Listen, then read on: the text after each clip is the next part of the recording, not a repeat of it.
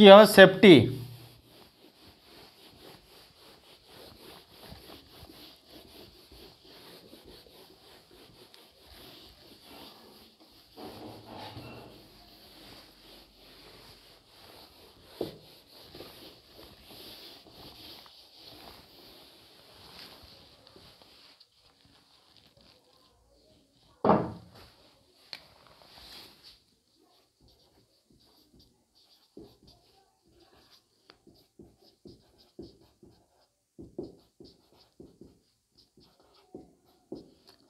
Safety নিরাপত্তা।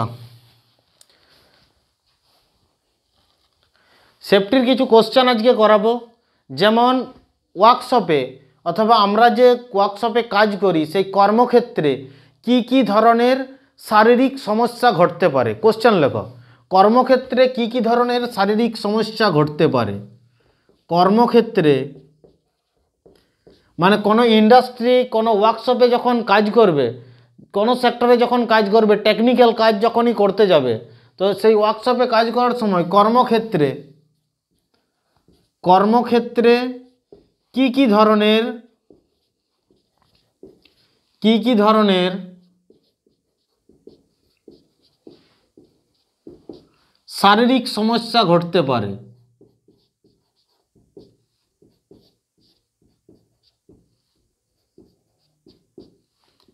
সমস্যা ঘটতে পারে।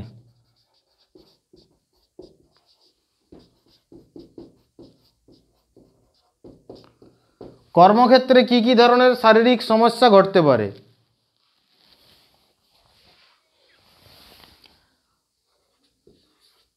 এখানে 1 নম্বর লেখো, একটা হচ্ছে পেশিবহুল কঙ্কাল মানে সমস্যা, যেটা ব্যাধি, পেশিবহুল কঙ্কালের ব্যাধি।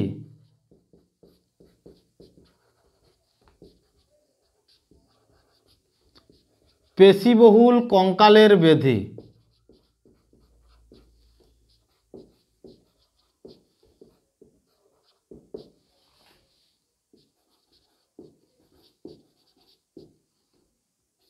পেশিবহুল কঙ্কালের ব্যাধি, পেশিবহুল কি বলেছে,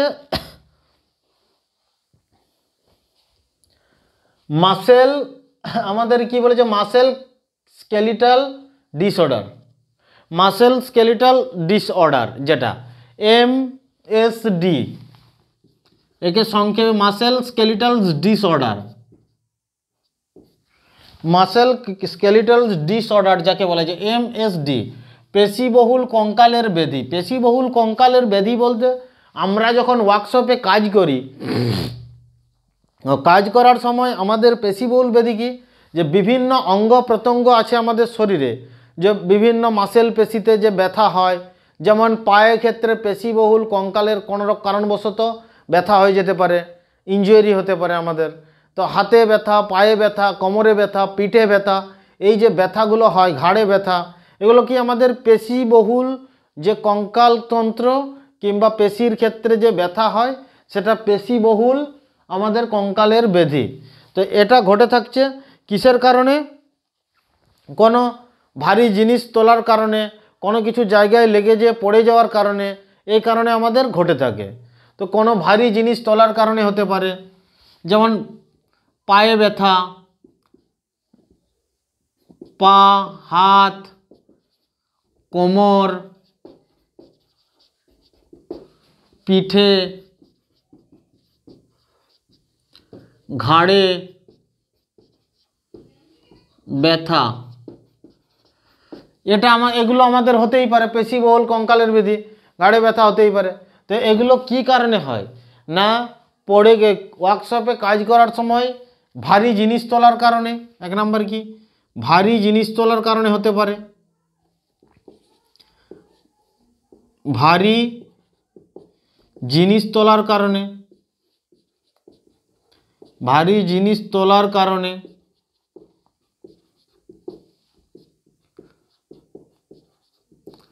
ভারী জিনিস তোলার কারণে।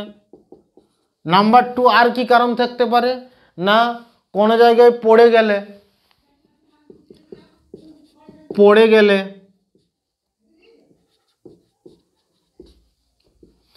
3 নাম্বার কি পড়ে গেলে। দ্বিতীয়ত কি কোনো মেশিন থেকে হঠাৎ করে কোনো মেশিনের পার্টস অংশ ছিটকে এসে যদি আমাদের শরীরে লাগে সেই ক্ষেত্রে হয়ে যেতে পারে।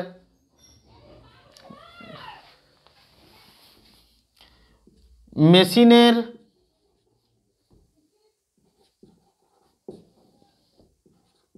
দুর্ঘটনার বশত মেশিনের অংশ ছিটকে দুর্ঘটনাবশত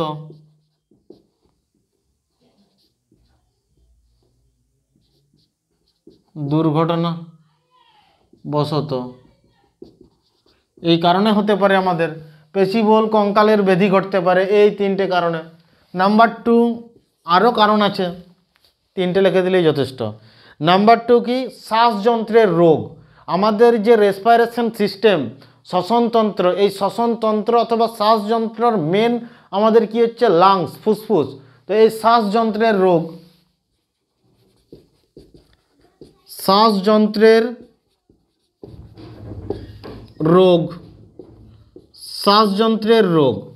শ্বাসযন্ত্রের রোগ আমাদের যেমন ব্রঙ্কাইটিস হয়ে থাকছে, ব্রঙ্কাইটিস, হাঁপানি ইত্যাদি শ্বাসযন্ত্রের রোগ হয়ে যায়। ব্রঙ্কাইটিস,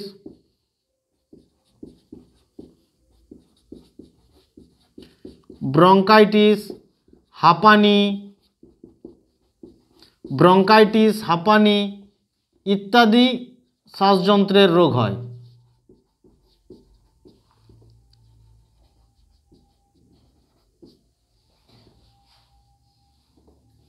ইত্যাদি ফুসফুসের রোগ।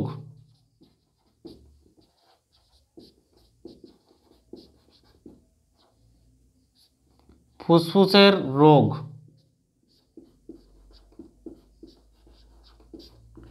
ইত্যাদি ফুসফুসের রোগ, ব্রঙ্কাইটিস, হাঁপানি ইত্যাদি যে ফুসফুসের রোগগুলো হয়ে থাকছে, এগুলো কি কারণে হয় না? আমাদের ফুসফুসের রোগ কেন হয়? ইন্ডাস্ট্রিতে প্রচুর ডাস্ট উড়ে, দেখবে অনেক সময় কোনো মেটাল কাটা হলো সেই মেটাল কাটার ডাস্ট উড়ছে, কোনো ধুলোবালি উড়ছে, প্রচুর এই জায়গাগুলোর কারণে আমাদের ঘরে যে ধোঁয়া উড়ছে সেই কারণে হতে পারে। তাহলে কি ধুলো এর কারণ কিসের কারণে? এক নাম্বার ধুলোর কারণে, 2 নাম্বার কি ধুলোবালির কারণে, ধোঁয়ার কারণে,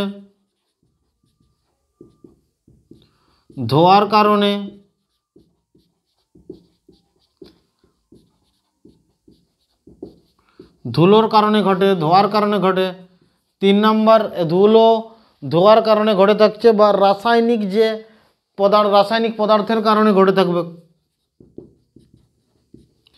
রাসায়নিক, ইন্ডাস্ট্রিতে বিভিন্ন রকমের রাসায়নিক পদার্থের কারণে,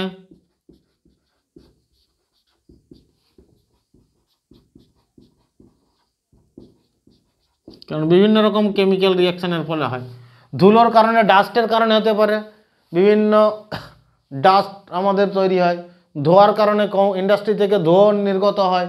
আর রাসায়নিক পদার্থের কারণে, এই 3টে কারণে কি ব্রঙ্কাইটিস, হাঁপানির মতো ইত্যাদি আমাদের ফুসফুসের রোগ হয়ে যায়। তো এটা কি ফুসফুস শ্বাসযন্ত্রের রোগ হয়, শ্বাসযন্ত্রের রোগ হয়। আর কিসের রোগ হয় না? চোখের উপর যে চাপ সৃষ্টি হয়, চোখের আমাদের প্রেসার সৃষ্টি হয়, চোখের উপর একটা প্রেসার সৃষ্টি হয়, চোখের উপর চাপ, চোখের উপর একটা প্রেসার সৃষ্টি হয়, চাপ তৈরি হয়। চোখের উপর কি হয়? একটা চাপ তৈরি হয়, প্রেসার। চোখের উপর কি প্রেসার তৈরি, আমাদের চোখের উপর কন্টিনিউয়াসলি যদি আমরা কোনো কম্পিউটারের সামনে বসে থাকি, ধরো যে ওয়ার্কাররা থাকবে কম্পিউটারের সামনে কন্টিনিউয়াসলি বসে থাকার কারণে চোখের উপর কি তৈরি হবে না? কম্পিউটার স্ক্রিন, এলইডি হচ্ছে চোখের ক্ষতি করে আমাদের। তো এলইডি স্ক্রিন অবশ্যই ডিফিউজার থাকে, সেই চোখের ক্ষতি করে, সেই জন্য আমাদের আলাদা কম্পিউটারের জন্য চশমা পরতে হয়। তো কম্পিউটারের সামনে বসে থাকলে তার জন্য নির্দিষ্ট পিপিই সেফটি গুগলস আছে, আমাদের গুগলস ব্যবহার করে কম্পিউটার ব্যবহার করা উচিত। তো চোখে মানে দীর্ঘ টাইম ধরে কম্পিউটারের সামনে বসে থাকলে আমাদের চোখের চাপ সৃষ্টি হয়, যার কারণে মাথা যন্ত্রণা, চোখে মানে দেখতে একটু প্রবলেম দেখা দেয়, কিংবা ওয়েল্ডিংয়ের ক্ষেত্রে কি বিভিন্ন রের কারণে যেমন বিভিন্ন আলট্রাভায়োলেট রে, বিভিন্ন রেডিয়েন্ট এনার্জির কারণে চোখের আমাদের ক্ষতি হয়, চোখ জ্বালা করে, খচখচ করে।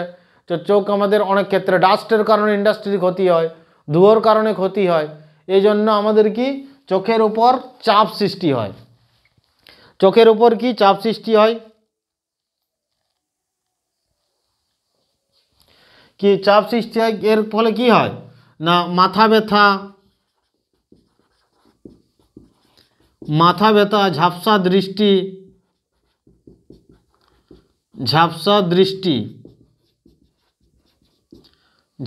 দৃষ্টি রোগ হয়। মাথা ব্যথা, ঝাপসা দৃষ্টি, এই রোগগুলো হয় চোখের কারণে। তো এগুলোর কারণ কি? 1 নাম্বার চোখের কারণ দীর্ঘ সময় কম্পিউটার স্ক্রিনে কাজ করা, দীর্ঘ সময়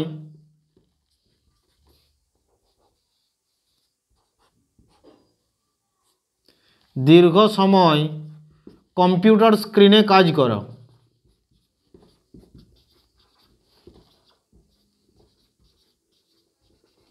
কম্পিউটার স্ক্রিনে কাজ করলে,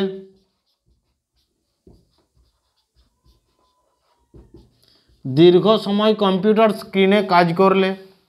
দ্বিতীয় নাম্বার কি? দীর্ঘ সময় যদি কম্পিউটার স্ক্রিনে কাজ করে সেই ক্ষেত্রে এই রোগ হয় আমাদের চোখে কম্পিউটার স্ক্রিনে কাজ করলে। দ্বিতীয়ত এখানে ধুলো, ধোঁয়া, কেমিক্যাল ইঞ্জুরি, মানে ওর পরিবেশের কারণে, এনভায়রনমেন্ট, কোম্পানি ইন্ডাস্ট্রির যে পরিবেশ থাকবে না তার কারণে, তার মধ্যে বিভিন্ন ডাস্ট, ধুলো, ধোঁয়া, কেমিক্যাল এটসেট্রা, এই কারণে ঘটে থাকে। তো এই 3টে আমাদের করা হলো। কি 1 নাম্বার কি না পেশিবহুল কঙ্কালের ব্যাধি, দ্বিতীয়ত কি শ্বাসযন্ত্রের রোগ, তৃতীয়ত কি চোখের উপরে চাপ। এরপর আমরা লিখে নাও, সবগুলো নোটস করে নাও, খুব ইম্পর্টেন্ট কোশ্চেন।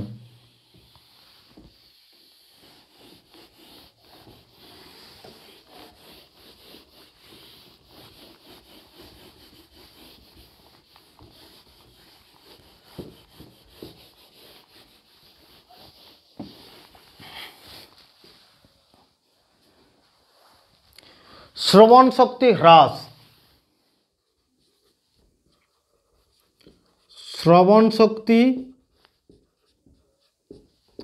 হ্রাস,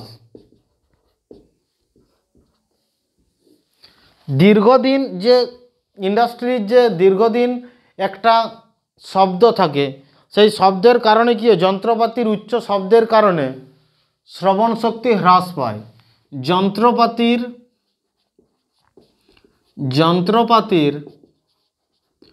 উচ্চ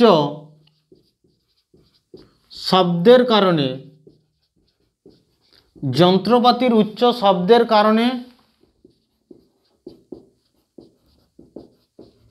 শ্রবণ শক্তি দীর্ঘদিন ধরে এই যে থাকছে, দীর্ঘদিন থাকার ফলে কি হয় শ্রবণ শক্তি হ্রাস পায়। উচ্চ শব্দের কারণে শ্রবণ শক্তি হ্রাস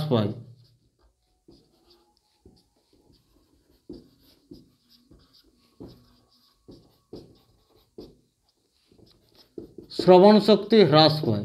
দীর্ঘদিন যে যন্ত্রপাতির উচ্চ শব্দের কারণে ওখানে থাকছে, থেকে কাজ করছে, তার ফলে কি হয় না শ্রবণ শক্তি হ্রাস পায়। সেই কারণে আমাদের যে ইন্ডাস্ট্রি সেফটি রুলস নির্দিষ্ট পিপিই পড়তে হয়, যেমন পিপিই পড়তে হয়, ইয়ার প্লাগ পড়তে হয়।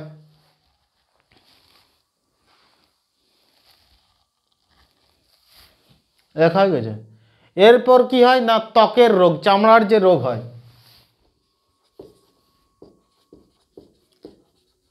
ত্বকের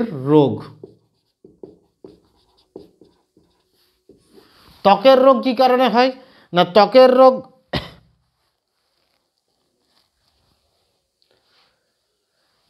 রোগ আমাদের চামড়ার ইন্ডাস্ট্রিতে ত্বকের রোগ হয় কি করে না বিভিন্ন রকম জ্বালা পোড়া অথবা বিভিন্ন রকম বর্জ্য পদার্থ, রাসায়নিক বর্জ্য পদার্থের সংস্পর্শে দীর্ঘদিন ধরে থাকার ফলে কি হয় না আমাদের চামড়ার মধ্যে কি ডার্মাইটিস নামক একটা ফাঙ্গাস জাতীয় যে রোগ, ছত্রাক ঘটিত যে রোগগুলো, সেইগুলো ঘটে,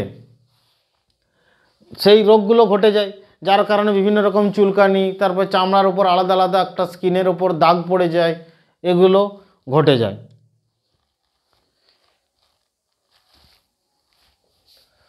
লিখে দেবো,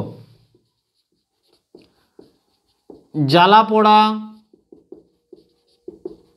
বা বিপজ্জনক পদার্থের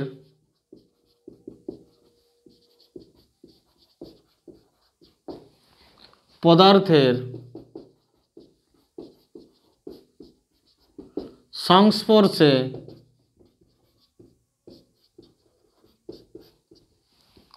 থাকার ফলে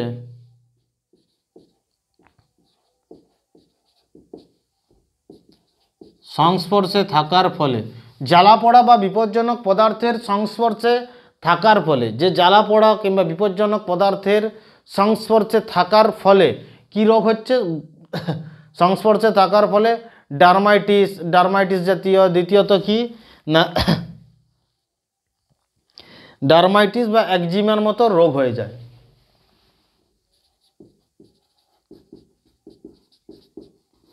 ডার্মাইটিস বা একজিমা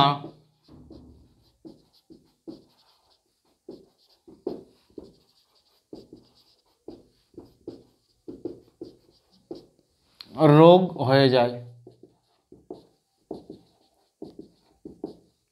কারণ ফাঙ্গাসে বাসা বেঁধে দেয়, ছত্রাক ঘটিত রোগ ঘটতে থাকে।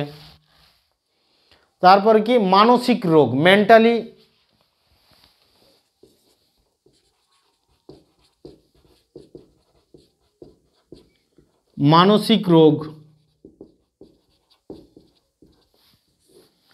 মানসিক রোগ আমাদের ঘটে কখন না অত্যাধিক কাজের উচ্চ মানে চাপের যদি পরিবেশ সৃষ্টি হয়, ইন্ডাস্ট্রি হচ্ছে যখন কাজ করে, যদি হাই প্রেসার কোনো ওয়ার্কারের উপর ক্রিয়েট হয়, তখন সে মানসিকভাবে মানে চাপ যদি নিতে না পারে, সেক্ষেত্রে মানসিক চাপ, উচ্চ চাপের পরিবেশ। দ্বিতীয়ত কি না কি কি কারণে ঘটতে পারে মানসিক রোগ, যেমন একটা কারণ হলো কি উচ্চ চাপের পরিবেশ, উচ্চ চাপের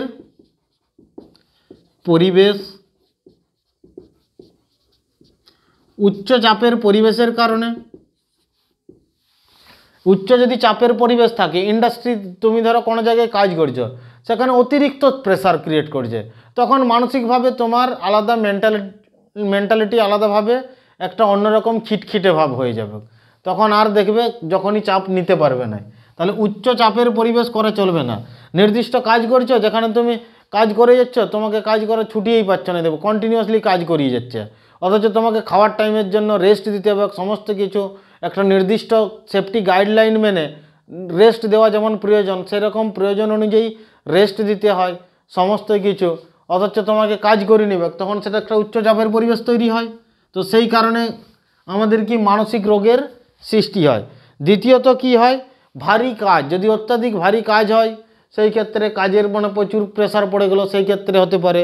তৃতীয়ত কি চাকরির যদি তুমি কাজ করছো, উচ্চ চাপের পরিবেশ। দ্বিতীয়ত কি মানে কাজ করার পরেও যদি বেতন না পাও, ধরো তুমি কাজ 8 ঘন্টা কাজ করলে, এক্সট্রা আরও 8 ঘন্টা, আরও 4 ঘন্টা 5 ঘন্টা ওভার ডিউটি করে নিল, সেখানে তোমাকে যদি টাকা না দেয়, সেই ক্ষেত্রে তোমার ঘটতে থাকবে এগুলো।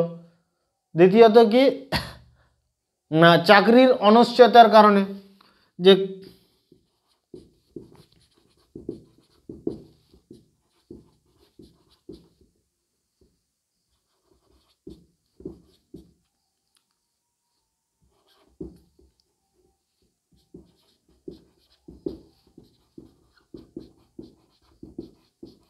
চাকরির অনিশ্চয়তার কারণে সেই ক্ষেত্রেও ঘটতে পারে মানসিক রোগ। তো বিভিন্ন রকম কারণ হয়ে থাকে, কারোর সঙ্গে কথা কাটাকাটি, সেই ক্ষেত্রেও ঘটতে পারে। তো এই রোগগুলো 6 ধরনের বললাম, এই 6টা ধরনের রোগ মোটামুটি আমাদের হয়ে থাকে ফর্মালিটি, যে কোনো ওয়ার্কশপে কি কর্মক্ষেত্রে কি কি ধরনের শারীরিক সমস্যা, এই সমস্যাগুলো ঘটতে পারে। তো এগুলোকে আমাদের সবসময় বৃদ্ধি করতে হবে যাতে না ঘটে, তার প্রিভেন্টিভগুলো আমরা সবসময় আমরা আগে থেকেই মানে বুস্টার ডোজ ভ্যাকসিন নিয়ে থাকতে হবে। এই রোগগুলো যাতে আমাদের না হয় তার জন্য যা যা পিপিই পরতে হবে, যা যা আগে থেকে নিরাপত্তা, যা যা আগে আমাদের যে যে জিনিসগুলো প্রয়োজন সেগুলোকে সঠিকভাবে মেনটেন করতে হবে, ইন্ডাস্ট্রির কর্তৃপক্ষকেও করতে হবে এবং তার সাথে সাথে ওয়ার্কার দিকেও সেটাকে করতে হবে, মানে তার সঙ্গে কোঅপারেটিভ, এগুলো কোঅপারেশনের মাধ্যমে এই কাজগুলো হয়ে থাকে। এগুলো লিখে নাও।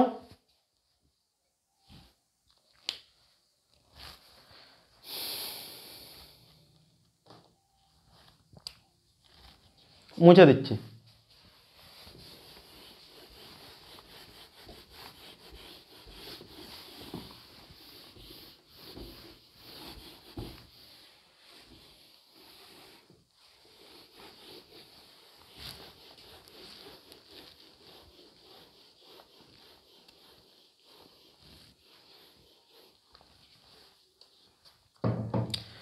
একটা কোশ্চেন লেখো, নিরাপত্তা নির্দেশিকা কি? নিরাপত্তা নির্দেশিকা কি?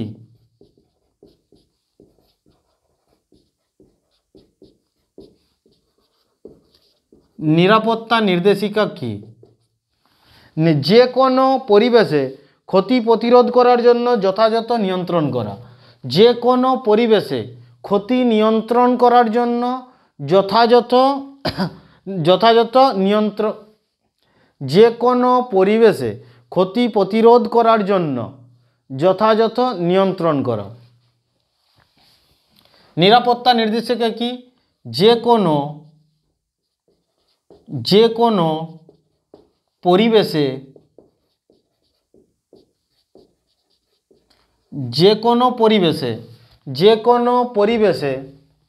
ক্ষতি প্রতিরোধ করার জন্য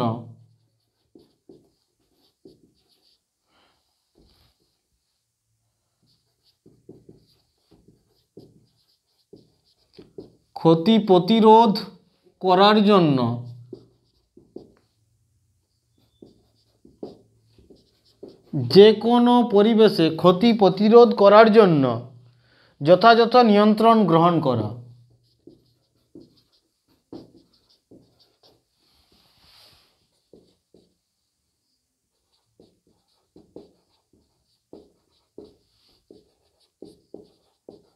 গ্রহণ করা। ক্ষতি হওয়ার আগেই আমরা কি করব, যাতে ক্ষতি না হয় সেই জন্য আগে থেকে যে স্টেপগুলো নিয়ে নেব, যে আমরা স্টেপগুলো নেব যাতে ক্ষতি না হয়, সেটাই কি বলা আছে না সেফটি নির্দেশিকা অথবা সেফটি গাইডলাইন। সেফটি গাইডলাইনে আমাদের দেওয়া আছে সেগুলো আমাদের কি দেওয়া আছে, সেফটি গাইডলাইন। আর এই সেফটি গাইডলাইন বোঝা কেন গুরুত্বপূর্ণ, এর ইম্পর্টেন্স কি, বোঝা গুরুত্বপূর্ণ কেন? আরেকটা কোশ্চেন লেখো, সেফটি গাইডলাইন বোঝা গুরুত্বপূর্ণ কেন? সেফটি গাইডলাইন বোঝা গুরুত্বপূর্ণ কেন? নিরাপত্তা নির্দেশিকা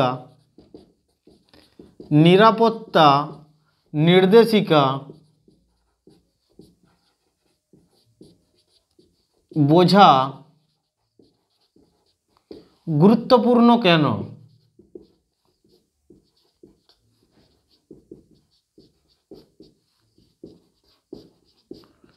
নিরাপত্তা নির্দেশিকা বোঝা গুরুত্বপূর্ণ কেন? এর গুরুত্বপূর্ণ হলো কি না দুর্ঘটনা, এক নম্বর মেন কি দুর্ঘটনা প্রতিরোধ করে। এর মেন কি দুর্ঘটনা প্রতিরোধ করে।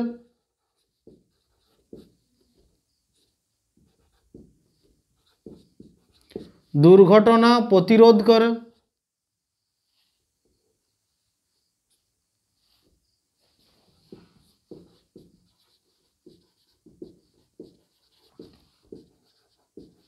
দুর্ঘটনা প্রতিরোধ করে। দ্বিতীয় নম্বর কি দুর্ঘটনা প্রতিরোধ করে, অন্যদেরকেও রক্ষা করে। নিজের তো রক্ষা করবেই, তার সাথে সাথে অন্যদেরকেও আবার রক্ষা করবে, অন্যদেরকেও রক্ষা করে।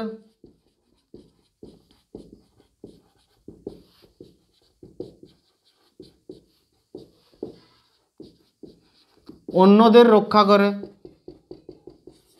নিজেকে তো রক্ষা করবেই, তার সাথে সাথে কি অন্যদেরকেও রক্ষা করবে। তারপরে কি একটা দায়িত্ব প্রদর্শন করবে।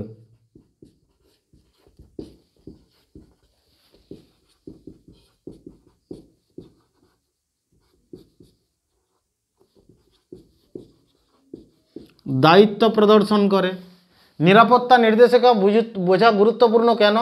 দুর্ঘটনা প্রতিরোধ করে, অন্যদেরকেও রক্ষা করে এবং একটা দায়িত্ব আমাদের কি প্রদর্শন করে।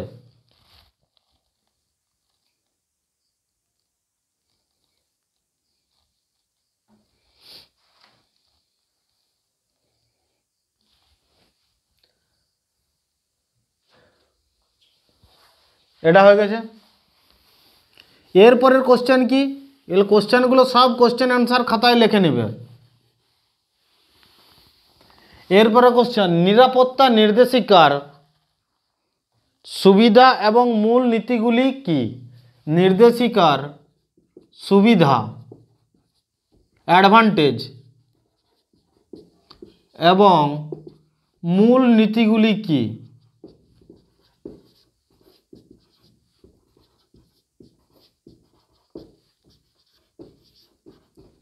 নিরাপত্তা নির্দেশিকার সেফটি গাইডলাইনের যে আমাদের advantage, what is the advantage of safety guideline and safety guideline advantage, safety গাইডলাইনের যে অ্যাডভান্টেজ এবং তার যে নীতি, তার নির্দেশিকা, তার মেন গাইডলাইনগুলো কি, অ্যাকচুয়ালি মেন গাইডলাইনগুলো কি, তার সুবিধা কি এবং তার মূল নীতিগুলো কি।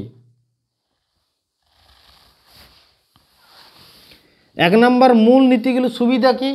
বিপদকে আমাদের কি করা যায়? চিহ্নিত করা যায়। বিপদ চিহ্নিত করা যায়।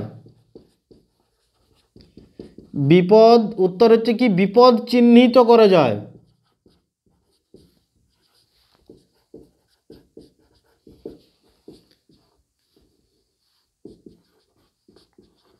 বিপদকে চিহ্নিত করা যায় 1 নম্বর। বিপদকে তো আমরা চিহ্নিত করতে পারি। সেফটি গাইডলাইন যদি আমরা মানি, সেফটি গাইডলাইন মেনে নিরাপত্তা নির্দেশিকা মানলে কি করে আমাদের বিপদ আসবে সেই বিপদকে আগে থেকেই আমরা ডিটেক্ট করতে পারবো যে এই জায়গায় এই বিপদটা হতে পারে, সেই জন্য আমরা আগে থেকেই তার সেফটি প্রিকশন আমরা নিয়ে নিতে পারবো, নিয়ে নিই।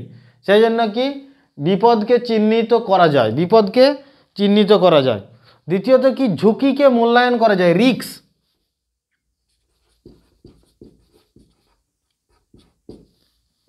ঝুঁকি মূল্যায়ন করা যায়।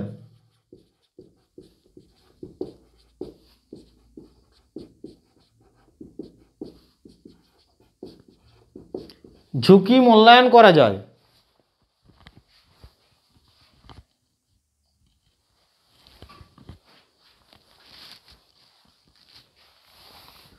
তিন নম্বর কি?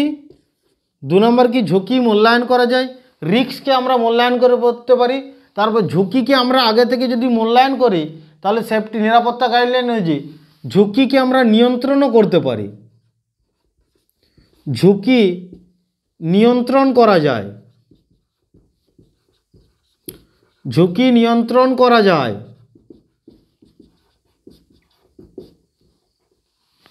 ঝুঁকিকে কি করা যায়? নিয়ন্ত্রণ করা যায়। ঝুঁকিকে নিয়ন্ত্রণ করবে কিভাবে? এর যে পদ্ধতিগুলো আছে না, সঠিক সরঞ্জাম ব্যবহার করে, সঠিক সরঞ্জাম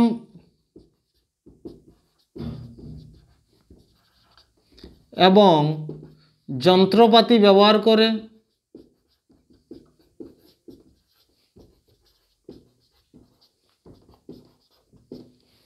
সঠিক সরঞ্জাম এবং যন্ত্রপাতি ব্যবহার করে, পিপিই ব্যবহার করে, পার্সোনাল প্রোটেক্টিভ ইকুইপমেন্ট ব্যবহার করে,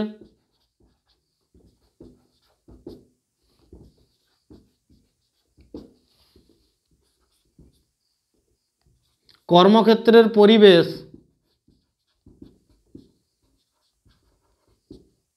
পরিষ্কার পরিচ্ছন্ন রেখে,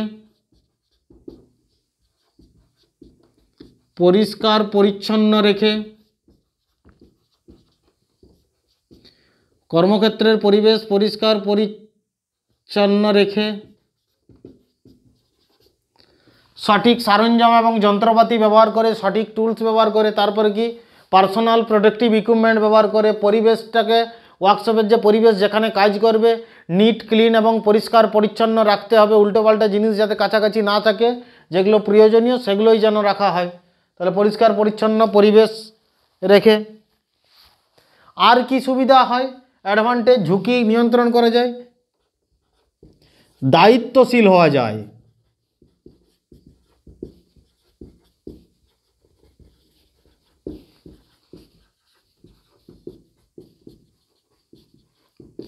দায়িত্বশীল হওয়া যায়, ঝুঁকি তো নিয়ন্ত্রণ করাই যাচ্ছে, তারপরে কি আমরা দায়িত্বশীল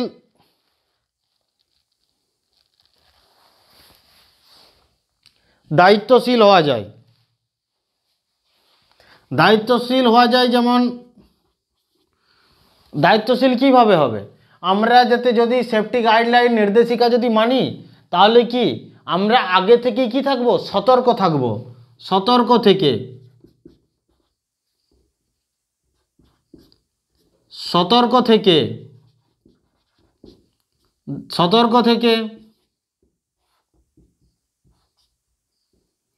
এক নাম্বার কি, সতর্ক থেকে আমরা কি আগে থেকেই আমরা সতর্ক হয়ে যাব।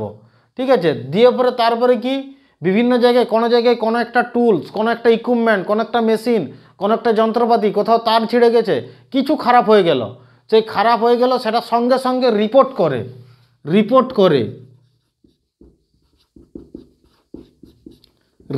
করে সতর্ক থেকে তারপরে কি রিপোর্ট করে, তারপরে কি না আমরা কাজ করার পর শরীরে যদি কোনো রকম ক্লান্তি আসে, মানসিক যদি অবস্থা হয়, তাহলে নির্দিষ্ট একটা কাজ করার পর সঠিক কী করতে হবে, রেস্ট নিতে হবে। রেস্ট নিয়ে তো কি দায়িত্বশীল হওয়া যায়, এই পদ্ধতিগুলো অবলম্বন, সচেতন ও দায়িত্বশীল হওয়া যায়। দায়িত্বশীল হওয়া যায় অথবা সচেতন হওয়া যায়, এগুলো লিখে নাও।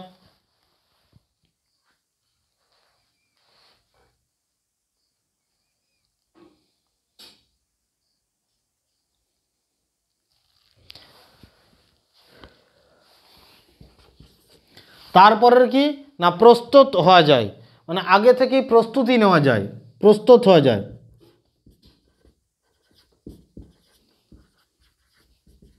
প্রস্তুত হওয়া যায়।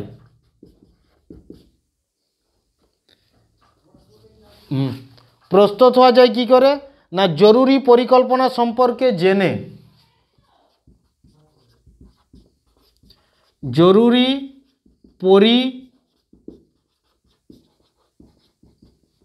পরিকল্পনা সম্পর্কে জেনে,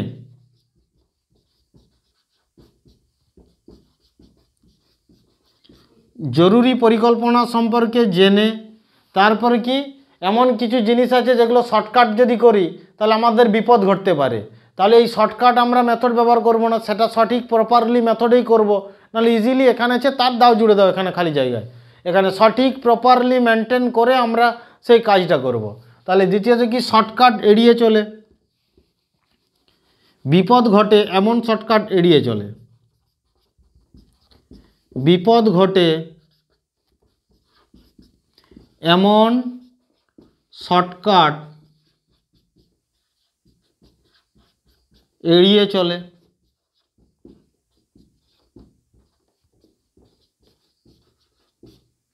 বিপদ ঘটে এমন শর্টকাট এড়িয়ে চলে, বিপদ ঘটে এমন শর্টকাট এড়িয়ে চলে।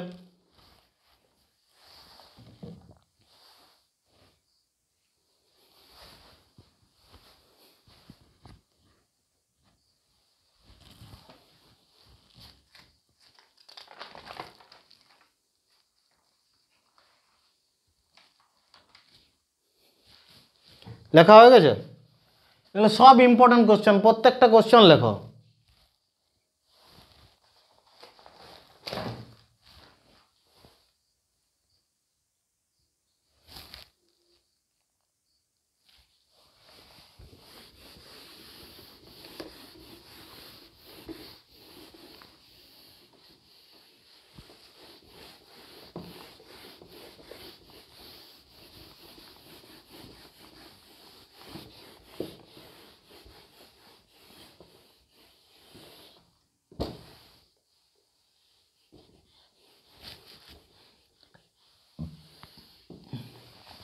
এরপরে কোশ্চেন লেখো, কর্মক্ষেত্রে ঝুঁকি মূল্যায়নের নির্দেশিকা কি?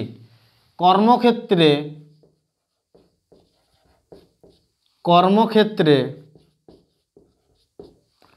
ঝুঁকি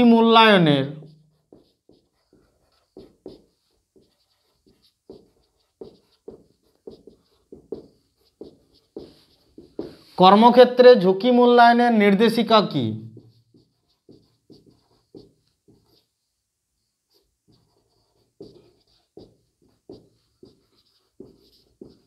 কর্মক্ষেত্রে ঝুঁকি মূল্যায়নের নির্দেশিকা কি? প্রথমে এগুলো ঝুঁকি মূল্যায়নের যে ঝুঁকিকে আমরা কিভাবে অ্যাসেস্ট করব, কিভাবে আমরা মূল্যায়ন করব রিস্ককে, আমরা ওয়ার্কশপে যে এখানে রিস্ক আছে, সেই রিস্কটাকে আমরা যে মূল্যায়ন করব তার স্টেপ আছে কতকগুলো, সেই 4-5টা স্টেপ আছে, সেই স্টেপগুলো আমি বলবো। স্টেপ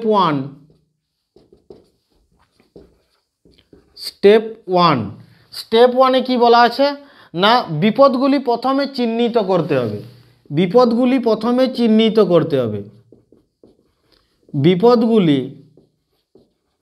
যদি কোনো সেই ওয়ার্কশপের মধ্যে যে জায়গাগুলো বিপদ ঘটবে, সেই জায়গাগুলোকে প্রথমে বিপদগুলিকে যে বিপদ হবে, বিপদগুলিকে প্রথমে চিহ্নিত করতে হবে।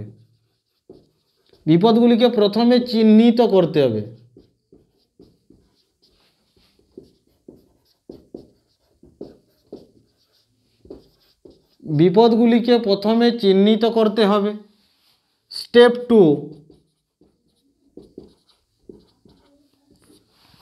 টু, বিপদগুলিকে ফার্স্ট কি করবে না আইডেন্টিফাই করবে। কাদের ক্ষতি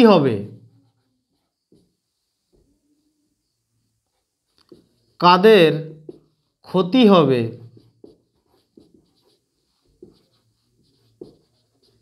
এবং কিভাবে তা নির্ধারণ করুন। কাদের ক্ষতি হবে অথবা কাদের ক্ষতি হতে পারে,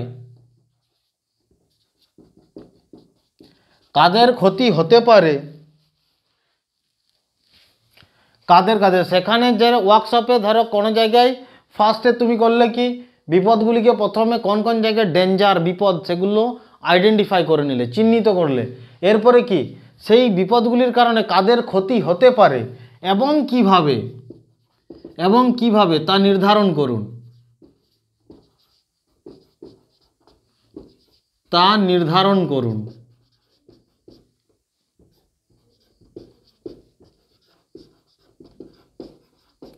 কাদের ক্ষতি হবে এবং কিভাবে তা নির্ধারণ করুন।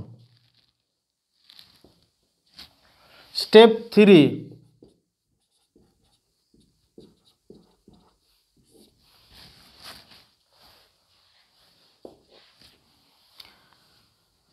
ঝুঁকি মূল্যায়ন করুন।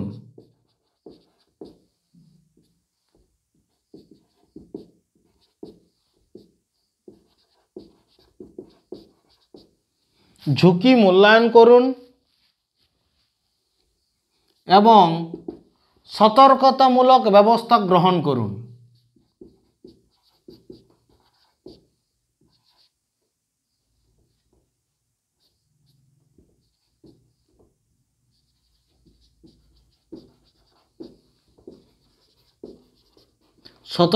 ঝুঁকি মূল্যায়ন করুন এবং সতর্কতামূলক ব্যবস্থা গ্রহণ করুন।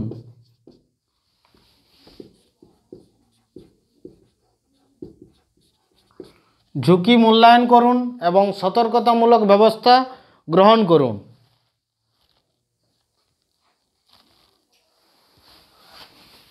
স্টেপ 4,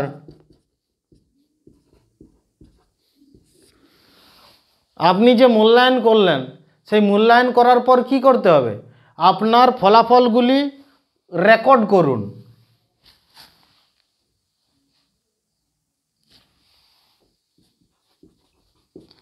আপনার ফলাফলগুলি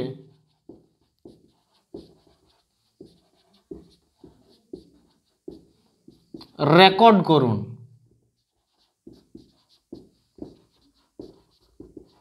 আপনার ফলাফলগুলি রেকর্ড করুন এবং তা এবং তা বাস্তবায়ন করুন।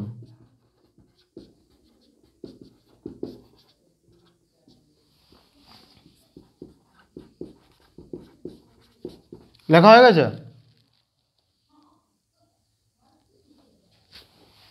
স্টেপ 5,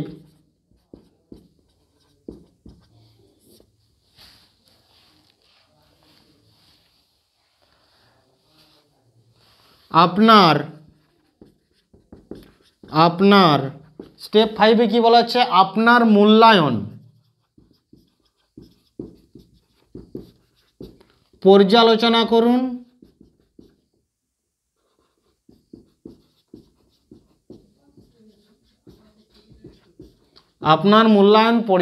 করুন এবং প্রয়োজনে আপডেট করুন।